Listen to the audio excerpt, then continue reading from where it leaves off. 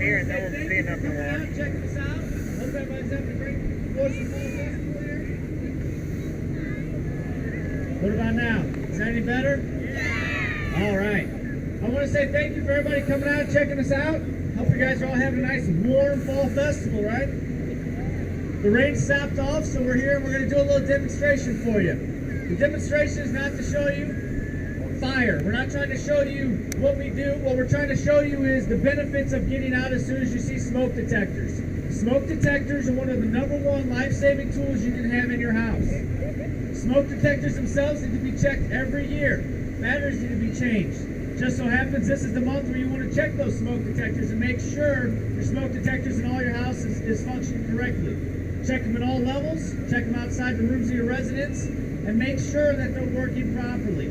One of the #1 things people fail to do is when they hear that smoke detector go off, they want to grab items. They want to grab personal belongings. The #1 thing you need to do when you hear smoke detectors go off is get down and get out.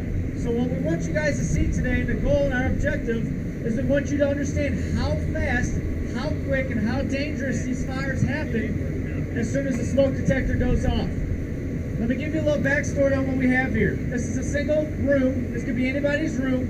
A 10 by 10 room, basic drywall, basic items inside the house. We've got a couch, a chair, a dresser, an end table, and a TV. These items are all items we have in everybody's houses at somewhere at some point. The house and the types of houses have changed a little bit. We have what's called old legacy houses. These older legacy houses, they had items in there that were made of cotton, solid woods, things that don't burn quickly. The newer materials and the newer items that we have, like couches, computers, TVs, carpets, different things like that, are made of different types of synthetics, oils, greases, and gases. Once they melt, you're basically dumping gas onto a fire. So what I want to show you is how quick these newer homes and these newer types ignite and go off. So in this house, again, we have nothing out of the ordinary. We've got our couch. In the back right corner, we've got a trash can. The trash can has got 1 day's worth of newspaper. We've got a coffee table, TV, and a newspaper on that. Nothing else has been added to this scenario, this prop itself. Throughout this scenario, we're going to give you a couple different bits of information. We've got a timer that we're going to time and tell you how long it's been since the fire actually started. We've also got back here Frank. He's going to be reading off with our thermal imaging camera, what we call a tick. It will give you the temperatures and the amount of heat that is going on in the structure. That's important because certain temperatures, once it reaches a certain temperature, survivability rates are not good, and it's at the different levels because we all know hot air rises.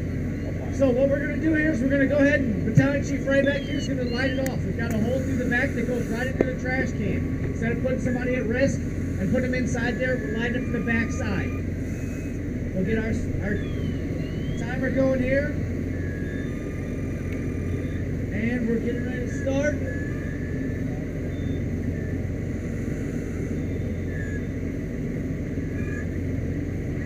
He's going to give us a notification once he's lit the trash can on fire. All of our guys here are in full protective gear. They're covered from their head to the toes. We're in full encapsulating gear.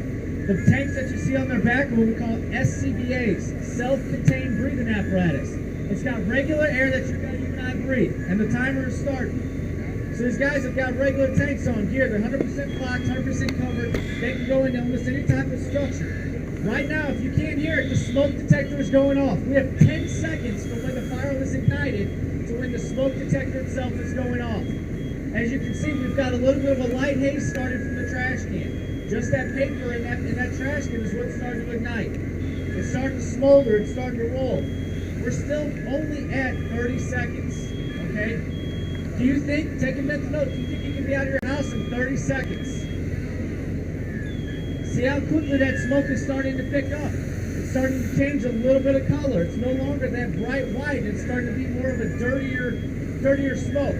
That smoke has got all the different types of unburned materials. The gasolines, your oils, and synthetic materials. Is your camera on? Yeah. Okay.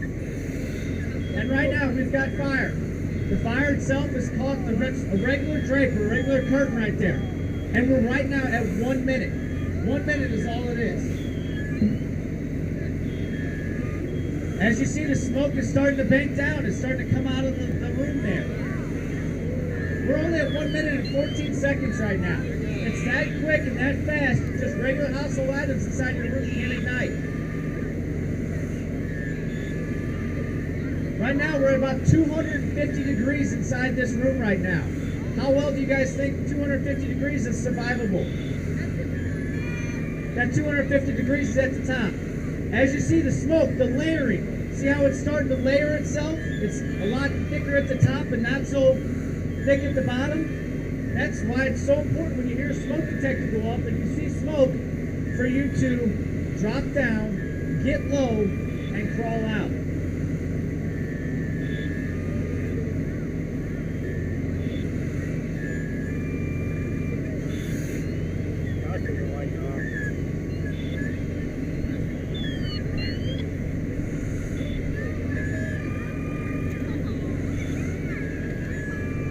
Right now the couch is starting to ignite. The couch itself is made up of cottons, wools, polyesters, wood, and different materials that are not so good for the environment, not so good for your breathing if you're inside of this structure.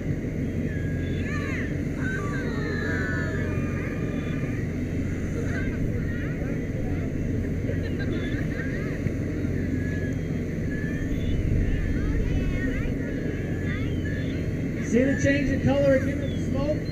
It's starting to change. It's darker. It's becoming a dark smoke. It's carrying all those products of incomplete combustion. That's what your smoke is. It's products of incomplete combustion.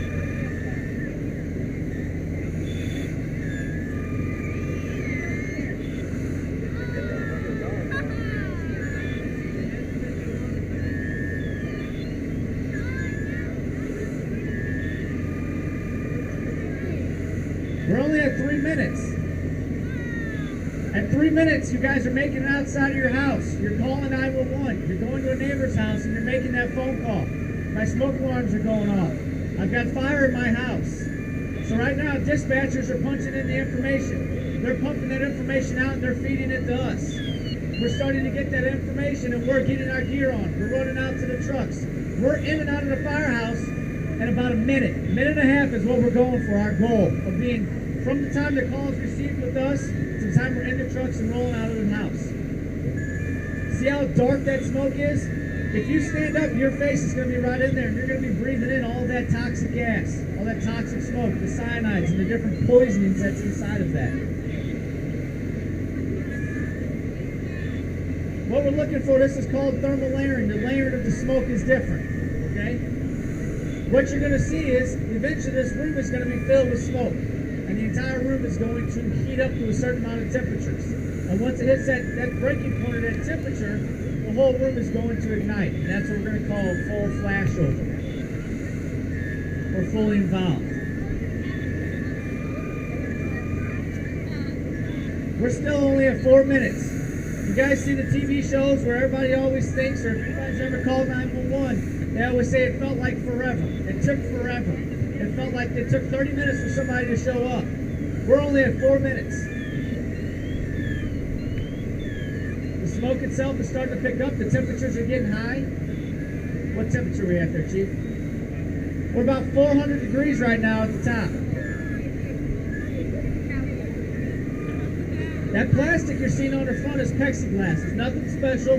What the goal of that is because we don't have 4 sides of a wall, we got to keep the heat in somehow to the structure. So right now you see the turbulence. You're starting to see how the impact of the air is starting to go. We're at 900 degrees right now. You've got the lighter smoke on the bottom. You've got the darker smoke up top. It's starting to become more turbulent. Things are starting to pick up in temperature. It's increasing in temperature. We're at 5 minutes right now. See how pressure isn't changing? We're at 1200 degrees right now. If you're not out of this structure by now, or out of this house by now, you have a low chance of survivability here. The amount of smoke, the amount of heat, the temperatures that's in there is not where you want to be. Right now we're starting to see what's called rollover, where the fire is starting to breach over the roof and the ceiling. It's starting to follow its way. It's trying to find that oxygen. And you see how it's igniting. It's making its way out. So right now we're almost at that stage of full flashover. Everything that once it reaches a certain temperature will ignite. Right now, this room is fully involved. This is a fully involved concept fire, and the room is completely going. What are the temperatures at right now? This is absolutely insurvivable. We're reading well over 1,500 degrees. Everything, the floor is on fire. Now this whole room is completely on. Go ahead and put it out, guys. Put it out. Go ahead.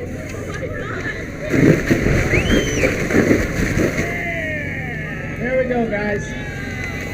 So keep watching what you guys are recognizing this. This whole fire took us 6 minutes from the time it was lit to the time that it was completely every bit of fire burn that party was moving on fire. So keep watching the information here. Protect the smoke detector. Check the window out and the damage once more. From there, make sure if you hear the smoke detector, get down, get low, get out. Let's give our fire guys a round of applause here for